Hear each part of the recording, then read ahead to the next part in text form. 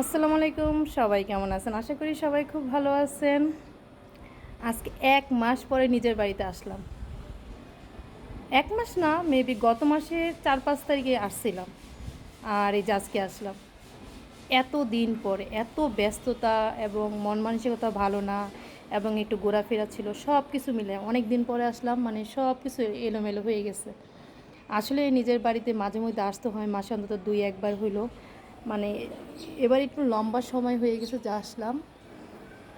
আর প্রচণ্ড রোদ, এত রৌদ্রের মধ্যে মানে কি বলবো।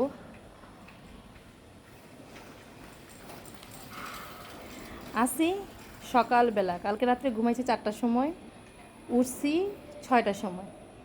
ওইটা ফ্রেশ ট্রেশ হয়ে খাওয়া দাওয়া কইরা তারপরে বাসা থেকে বেরোইছি প্রায় 7টার সময়। সকালবেলায় চলে আসলাম আজকে। আমার এক ভাড়াটিয়া চলে গেছে কালকে, ওকে তো বিদায় করতে পারি না, তাই আজকে আসলাম। আর একটু কাজ ছিল, সব কিছু মিলাইয়া সবাই আমার জন্য দোয়া করবেন। আর যে রোদ পড়ছে, প্রচণ্ড রোদ, এই রোদের মধ্যে কেমনে যেমন বাড়িতে জানি না, তবে বেশিক্ষণ থাকবো না, চলে যাব একটু পরে, ঘণ্টাখানিক পরেই চলে যাব আর কি।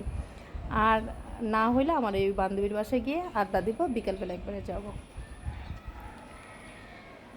সবাই খুব ভালো থাকবেন। আসসালামু আলাইকুম।